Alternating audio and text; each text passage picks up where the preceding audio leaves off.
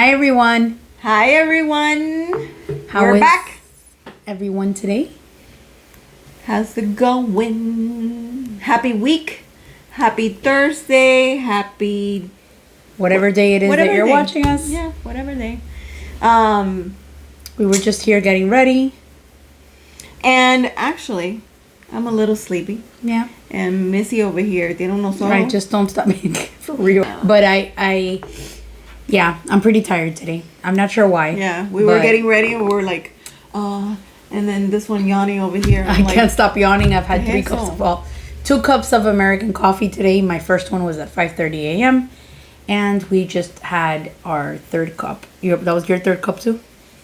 Yes. I just had my 3rd cup, which was actually a café con leche. Good stuff. Good stuff. Yes. So here we go. This is our 2nd episode. We're going to make this a 2-part episode. Meaning as in we're going to talk about the early years. So I'm going to ask a series of questions to Lisette. And then vice versa. She's going to ask me. So this is going to be 2 parts. So episode 2, it's on the way.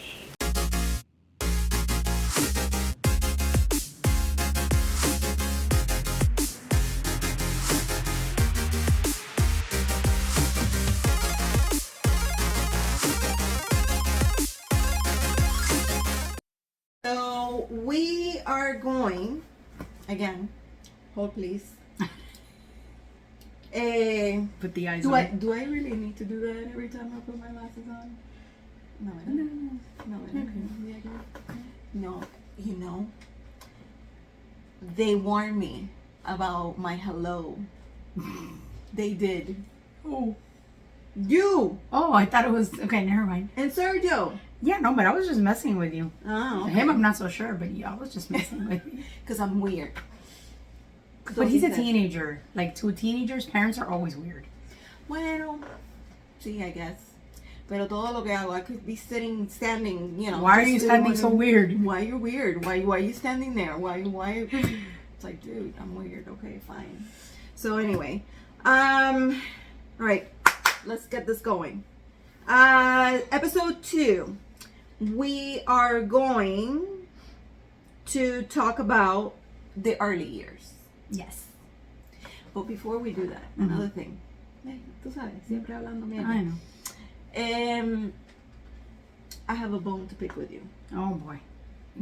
So does everybody else. Take a number. I have a bone to pick with. Oh. Because first episode we talked about the driving and teenagers and all that stuff, and I talked about Sergio's train of thought of waiting to really learn later after he has his license, not The really best before. I can't with her. I can't. And I said not to give him ideas. Pero ¿qué pasa? He already had that idea. Am I in trouble? A little bit. What better way to teach than by life experience? El golpe avisa. El golpe avisa. Yeah, pero tú sabes. Pero anyway, he watched the video and he said, it's funny because I know that he was watching the video and I was trying to see and look his reaction. To get like his reaction on what we were saying. Yeah, no, about what we were saying. Pero después I got busy in the house, whatever, I was cleaning, so I didn't think of it. And all of a sudden he comes next to me and he goes, Mom, look. And I'm like, what are you showing me? I totally forgotten that. At that point, because my memory is like, and he says, look. And he's with a smiley face. I'm like, and I automatically You're like, knew. Lisa. I'm like, la voy a ahorcar. I'm gonna like choke her. Yeah. So yeah, but we laughed about it, and he's like, see, I'm not the only one. So whatever. Anyway, I guess I mean we can say that it was it was different times. Back then. You want me to go with that? He thinks we're old and weird anyway, so it doesn't really matter. That's true. We could just use that. Our episode today. Let's Yes. So let's stay on track. yes. So for the next two episodes, so meaning this episode and the next one, we are going to discuss autism, the early years, what it looked like for us. These are usually questions that are often asked to us anyways.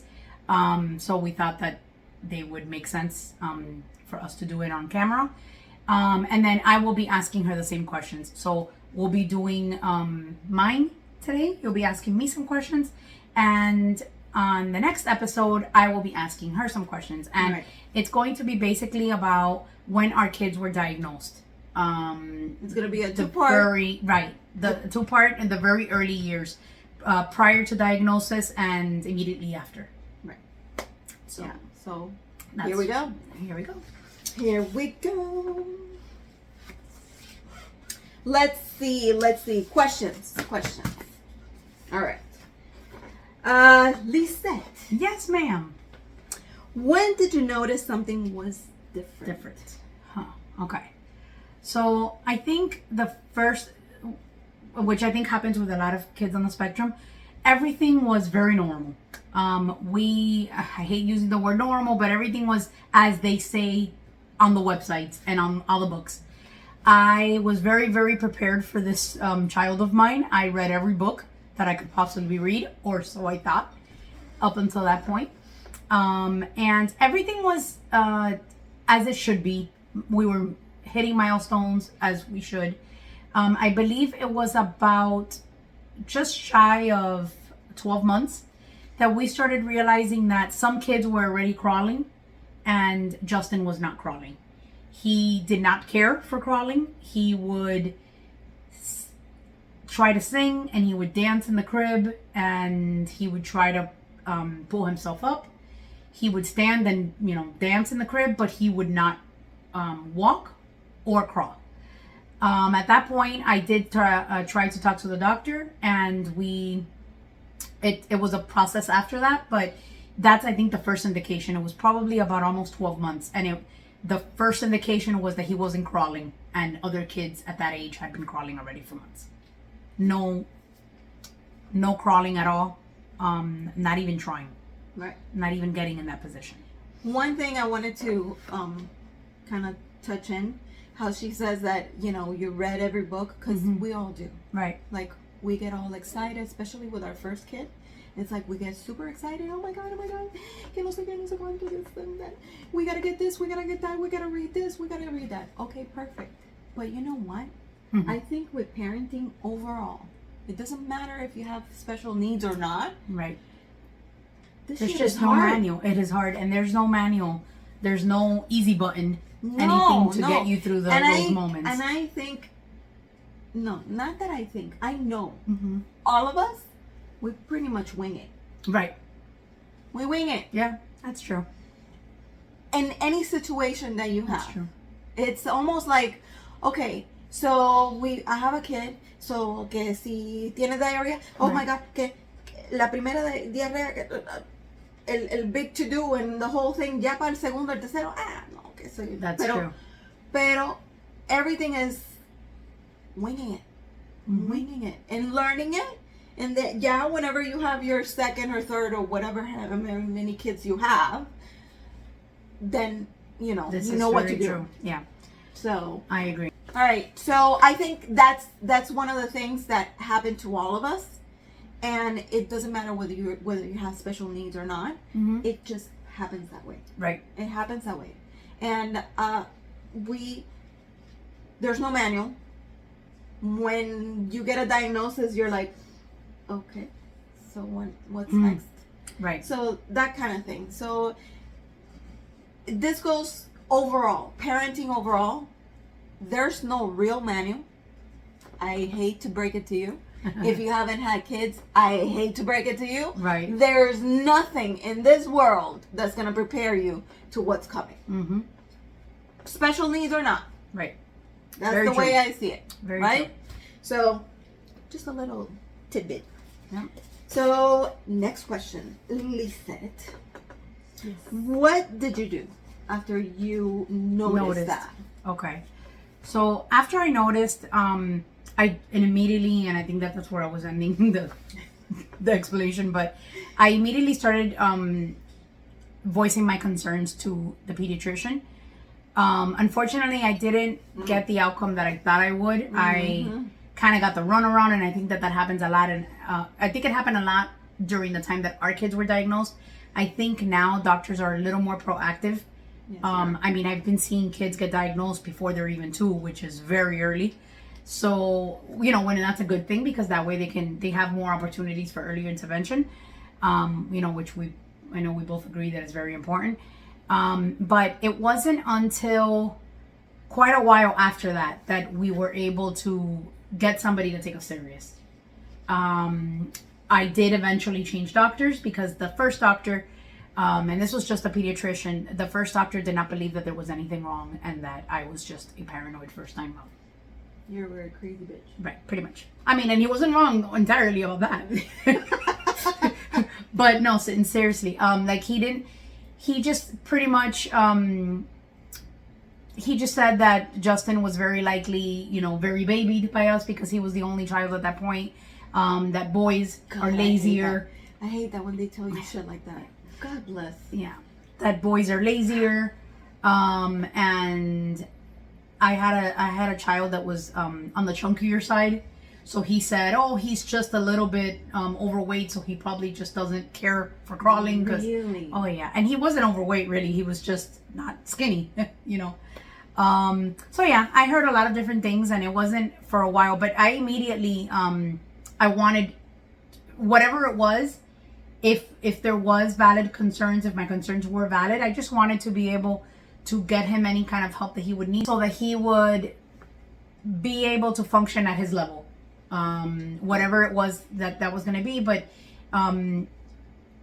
so that we can get him any help, whether it be therapy or maybe it was just me, but and that's okay. And right, that's okay. If it's something that you're being a little bit paranoid or whatever, hey, it's better to know to actually be like, oh no, you're just crazy. Oh, okay, so then I'm crazy. Then that's it. Pero to actually get validation of yes or no, that's fine. But yes, either or, so your mind can be at peace. And actually, that can even go both ways, because I see, and it's crazy, but even though I'm saying this, where I did try to be proactive and I did talk to the doctor, I was also in denial, which lots of parents are, and we all fall there. And I see it even with much older children. I've talked to parents before where the child has major behavioral issues. The child is 5 years old, doesn't utter a word, but the parent says he's just shy. And we know that the child is nonverbal. Right. Again, we've seen it all. We pretty much have seen it all. And so that is, a form of denial. And honestly, even that is okay. I think it's crazy, because even though I said that I did try all this stuff and I did want the doctor to listen to my concerns and work with us so that we can get him where he needed to be, I almost even wanted to make excuses. That's also very common, and we went through both things, and I think we went through both things at different times within our journey as well. Wouldn't you say that's kind of like I don't know if you want to call it that, but maybe like a grieving process? It can very well be a grieving process. You know how all the stages of denial, anger, acceptance, the what's next kind of thoughts, and all of that stuff. Right. All of that stuff falls in there. Right. And some may get stuck on one. Yes. And that's where, that's a little, but anyway. Yeah, very true. So, when did you get the diagnosis? Like when, at what age? Okay. Actually. So, the official diagnosis was actually a lot later. The official diagnosis of ASD, autism spectrum disorder, in writing, I did not get until Justin turned 5.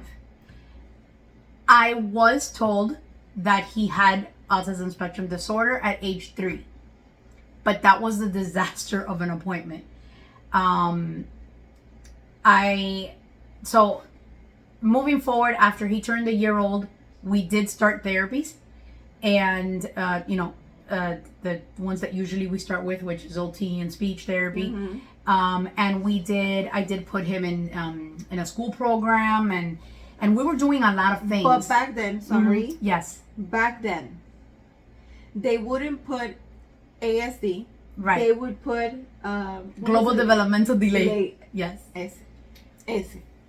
So entonces that would be your diagnosis to be able to start the process to get a further diagnosis, which many times didn't happen. They didn't switch until about age 5, that they would actually, like, I had a doctor that said, I don't diagnose anybody with autism, like I don't change it from global developmental delay until age 5.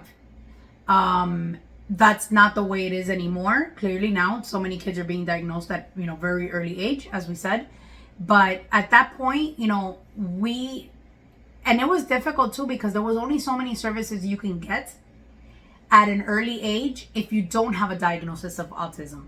So a developmental delay, yes, it got you OT and speech, and you were probably able to get your child on an IEP. How long were the OT and speech? They were half an hour, usually. Half an hour. Maybe 2 or 3 times a week. It depends on the child and on the place. Whatever was going on. They were half an hour. Yeah. 2, maybe 3 times per week. And it was a joke. Like, I don't know. I know the facility where I was going to, we were constantly, either we were brought in late, we were dismissed early, or I remember there was an OT that was seeing Justin, an occupational therapist that was seeing Justin when he was probably about 1.5 years, that she was pregnant, which is fine, but she had a very bad pregnancy with morning sickness. So I would get cancellations all the time, and I wouldn't get them. She would get sick literally like right before us arriving, and she ended up having to go home. So I used to have a lot of cancellations, and the services were only a couple times a week for half an hour. I would say that by the time he was getting acclimated to even being there, the service was over. And then they usually will have you, they want to give feedback to the parent, which is awesome. So what happens? You usually finish a little early too, because you need to leave time. In reality, you will get maybe like 20 minutes. Not even. Right. Maybe 10, maybe 15. And that's assuming that you're not canceled. Exactly. Yes. So it was a joke. Yes. It was. It really was a joke. I know many professionals that really tried and really, really, they were trying to figure it out, because I feel like a lot of speech and OT at that time, yes, they were trained to do speech and OT, pero to older people, to accident. Yes. It wasn't, I didn't see that much that were specializing in children and any children with disabilities or with delays, with any developmental delay. They were few and far between. Yeah. So to grab somebody that really wanted to learn, or was already learning, or in the process of that, or already specialized in autism, it was very few and far between. So a lot of us that have older kids, we witnessed and we actually went through all those weird stages, I guess, and the struggles of trying to get an actual team and an actual plan of care that worked. Right? So I'm still going through that. I still haven't found it. So, and I was 17-year-old, so yeah, I think I find it, and then it just falls apart again. So it goes away. So okay, so next question, Lisa. What did you do then after diagnosis? So after diagnosis, it was really a turning point, because at that point, once you have a diagnosis of autism spectrum disorder, then you can get applied behavior analysis therapy, which I'm not sure how it works now. I know that now with ADHD and a few other diagnoses, as long as it's affecting behavior, you're able to get ABA. Correct. As you know, back then, you did not qualify for applied behavior analysis therapy, ABA, if you did not have an autism diagnosis. That was the only diagnosis. And it's not just a diagnosis, you have to have maladaptive behaviors being present. So it was that. And then also, in addition, which isn't necessarily the question, but and we will be talking about that at some point. Back when we were getting started, services were not covered by insurance. And families like ours went bankrupt more than once, trying to get services and fundraising and doing, selling our souls to the devil. Literally. Souls or whatever else you want to sell. I don't know. Exactly. But anyway. Just to be able to get some services for our children. But yes, so at that point, once we got the official diagnosis in writing, because as I had mentioned before, we were told that he had autism spectrum disorder at age 3, as we had already been to doctor after doctor after doctor that kept giving us the runaround. We would be told a million other things except autism. It wasn't until age 3 that we walked into a neurologist's office, and it was a very bad experience that I'll share at one point. But I left there in a very bad state, and I did not get anything in writing. We just continued therapy, and we continued doing everything that we possibly could, including and not limited to hyperbaric chamber therapy, special diets, you name it. We tried it, we did it. It wasn't until then age 5 when we had a full-blown psychological evaluation, and then there we got it in writing.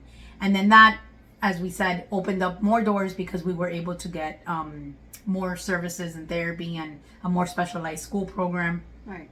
And so that's definitely what we did, and we tried to take advantage of that at age 5 when we got the official diagnosis. Yeah. Mm-hmm. So, with all of that said, I mean, we're gonna make we're gonna keep on doing these podcasts, and eventually we're gonna give you more details in certain things. Right. But we wanted to make it short and sweet and kind of like tell you our process a little bit for each of us. So at this point, we said, looking back, would you do anything different? Wow. I do think I would have probably done some things differently. I think very early on, and I mean even now, but I would have probably postponed pre-K for 1 year, which I kind of knew you could do, but I didn't know exactly how that worked. I found out a little too late, but you are able to postpone kinder for a year. It's totally allowed, and you could focus on an intensive behavioral therapy program or whatever the case. I would have probably pushed back starting kindergarten. The only thing is that even that would have been difficult because back then, as we said, ABA wasn't covered. So if you had your child in an intensive 30, 40 week program, like many people choose to do now, and I'm all for it, it wouldn't have been covered. So that would have cost thousands of dollars probably per week. Even at that point in 2000, not 8 or 9. So if money wouldn't have been an option and I can turn back time, I probably would do that. But the most important thing that I think I would have done differently, because that wouldn't have mattered as far as money or anything like that, I wouldn't have put all my eggs in the same basket, so to speak. I feel like you have to try something for a certain amount of time. And I do mean a certain amount, like you shouldn't give up. I often see people say, oh, we tried ABA therapy for 2 or 3 months, but my son got worse. Well, you didn't try it for long enough. That's not how ABA works. In most cases, that's just not how it works. And, sorry. No. But, and in some cases, yes, they get worse. Because they kind of It's one of those things. Have you ever heard the saying, it gets bad before it gets Right. better? Absolutely. 100%. Yes. You've seen it. I've seen it. 100%. Because you're asking your child to you're placing way too many demands. Right. Okay? And tantrums escalate, all kinds of things like that happen. But it gets worse before it gets better. But I mean, think about it. I think even for us, if you, let's say, I don't know, you get to have all the coffee you want. And then one day you're told that you can only have 1 cup of coffee per day. And I'm just using that as an example, but it could be anything. Anytime that what you want to do is being restricted because maybe, you have to ask for it or whatever the case, like, there's pushback. Yeah. That's very, very normal. But, so definitely I think that with anything that you try, you really need to give it your best shot and go in it for the, for the long haul. But not everything works for every child, and not that's another thing. Every setting works for every child. So I think that early on, one of the main issues that I had was that I focused so much on how much he was loved and cared for and nurtured, and I was overlooking the possibility of trying something different. If that makes sense. I just felt like it's, I was like, well, he's loved and he's cared for and he's nurtured and he's safe. Yeah, but he also needs to be learning. And clearly, we need to try something else. So I think I would have tried different things, but I don't feel bad about it. I think that we got in a capsule. We got it like in a hyperbaric chamber therapy. My husband's ears wanted to blow up because he could not stand the pressure in there, but he did it because, we did anything and everything, and we would do it again all over again. But when it comes to like certain services, I probably would have, okay, well, this is not working out. Let's try something different after a certain amount of time. So that's really the only thing. That's the only thing. Yeah. I feel like a lot of people don't understand these things because they don't understand how different each child is. So trying to find that exact formula that's the best word. To get your child to develop, to talk, to live the most normal life he can live. It's hard. This is not just mira, right. Let's get this therapy, and voila. No, it doesn't work that way. Definitely not. So yeah, it is a big I remember job. thinking in the very early years, we're gonna do OT and we're gonna do speech and we're gonna do 20 hours of ABA, like we're gonna do this and that, and he's gonna be just fine, like, and I would look forward to like, oh, wait till he's in this place for 6 months. He's going to be doing like, we're going to be able to do this or we're going to be able to do that. And it doesn't work that way. No. Definitely doesn't work that way. It doesn't. So thank you for letting us know your process. Again, we're going to eventually go a little further. More into detail of every single, like, I do want to share at some point the experiences that I did have at that neurologist's office where I was talking about, but that's going to be a whole other episode that we can talk about. We are not going to mention names. No, absolutely never. So nobody should freak out. No, we would never do that. We would never do that. Unless you're really fucked up. Yeah. But, see. Did I say that? Si del cielo te cae limón. Bueno, okay. Pero bueno. No, it's not. That's the wrong reference. It's if the shoe fits. My bad. El limón, el shoe, cualquiera, no importa. Pero bueno. All right. So, on the news last week when we had our first episode, yeah. Right. That 4th of July weekend, a 20-year-old autistic man because he's already an adult, a young adult. Right. Went missing. One point, they said that he was found. Up to today, he really has not been found. Right. Okay. His mother has come forward, and I'm not sure why the miscommunication or what was it that happened, but it was kind of weird. I don't know. I don't know the details. I know of people that know the family and all that stuff. So I don't want to really speculate. Right. I we don't know. We just don't know. But apparently he has not been found. It was said by error that he was found. Right. He has not been found by his family. No. What was said last on the news that they found a note that he said that he was okay. No me acuerdo. I don't remember what else. It was a short note, and the mom came out on the news saying that it didn't sound like him. Right. So, they did say it wasn't his, it was his handwriting. It was his handwriting. But it did not sound like him. So there is some speculation that he may be in some kind of danger. Right. So based on that. I do know that something on social was mentioned about guardianship. And that's something that's a whole different episode. Right. That we will be talking about. But, it's I think that what makes this case even more difficult is that he is on the higher functioning end. His original diagnosis, I believe, was Asperger's syndrome. Right. Which is essentially autism spectrum disorder, but on the very high functioning side.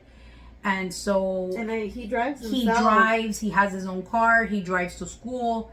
But this just comes to show you that, even with the higher functioning, whether you're high functioning or lower functioning or any label that you want to use, they can find themselves in danger. And we're hoping that he's found safely and that he's okay, and that is not the case. But with guardianship, it makes everything more complicated because he is an adult, essentially. And if a parent does not have guardianship, they're not able to make certain decisions for them. And so he is an adult. So it just makes everything a little more complicated. There's full and partial guardianship. It's kind of a weird thing to wiggle in to really get to, because you run into the problem of if that child if something like this happens, where he may be lured into something, he's maybe in some kind of danger, he may not have the skills or I don't know the maturity to realize that someone is trying to hurt him in any way, but then at the same time he is able to make certain decisions for himself, and he should not be held back from that. So it's a really slippery slope. You gotta weigh in. Right. And I'm sure at a certain point, this mom said, okay, he's high functioning. Right. He's doing this. He's going to college. He's driving. Let me just, Right. Which is what she's expected to do. Yeah. Because you want them to reach their maximum potential, whatever that is. Especially in a case like his. So it's just a very difficult situation. But if you don't do guardianship, okay, things like this may happen, or they can buy a car, they can buy a house, and a lot of times they're taken advantage of, and they will put the stuff under their name, like these. There's predators everywhere, even where you least expect it. I know of a girl that high functioning, everything is all good and great. Wow. Somebody lured her into buying a car and put it on somebody else's name. Wow. And then the car just, poofed. And, So, thank God. I don't know what ended up happening. I know of the situation. But I do know that the parents were lawyers. So, el que fue se jodió. Right. Because, That's God terrible. knows what happened to that person. Right. Pero it did happen, and it happens all the time. Right. People take advantage of our kids. Right. Even if they're high functioning. Sometimes when they're high functioning, yes, they could do a lot of things on their own, but the maturity level, the way that they see things, they don't pick up on, social cues. They don't pick up on social cues. Right. And sometimes they don't even know when people are being sarcastic or things like that, they just, right. oh yeah. Right. I know that sarcasm is a struggle, like, for, whether it's like sarcasm they're very innocent and literal, like, yes, the literal sense. Yes. So they're very innocent. So that can be a big problem. So we are hopes and prayers and good vibes for this family, and hopefully they can figure out what is happening and they can solve it, and he can come home safe and sound. So we just hope that nobody has to go through that. I get like, I don't want to get anyway. So another thing, petition. The petition that we spoke about on our last episode. This is the one that we shared and we linked for you guys to please go ahead and sign. This is mostly for when our children are adults, for the most part. Yes. And it is still available. You can still sign it. We're going to be sharing it until it's no longer numbers available. have gone up. Yes. Thank you for signing, and thank you for sharing. And I with something like this, we as a community, even if you don't have a child with autism, even if you don't know somebody, which I seriously doubt, right, but know with someone with autism, but just sign it. It's available for you to read, so you could read it and see what you're signing. And this exactly. Is, you'll see. And the thing is that, I mean, anybody who takes like just a few moments to read it, you'll see that why not? Like, why not sign it? It's gonna help so many, right? And it's not gonna harm you in any way. So, so just sign it, share it, please. We want to send some special shout outs to our family and friends who have been so kind to not only DM us, both of us, and also through our Facebook pages and our Instagram, all our social accounts, but that have also not just commented, but has also been sharing these videos. Yeah. We are very appreciative. Thank you so much, and continue to do so. Yes, please. You can share, you can like, you can follow us, you can subscribe on YouTube. Thank you. And we've received a lot of messages. Positive feedback. I know this is not perfect. Definitely not by a long shot. We're working on it, but hopefully we do a good thing here. So thank you. Thank you, and please share, please like, please subscribe, please follow, please. Yes.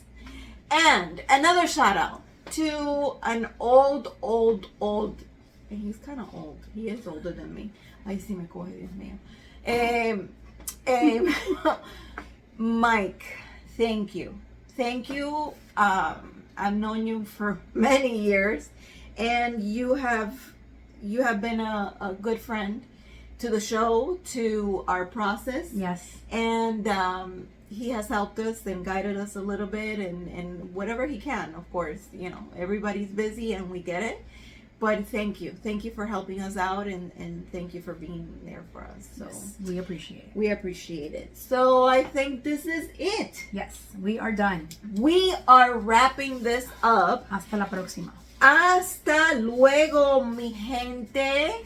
And don't forget, whenever you want to find anything of ours, you can just go to spectrummommies.com. So spectrummommies.com is MAMIS. Mummies. So yeah. So thank you for watching, and see you next time. Bye. Bye.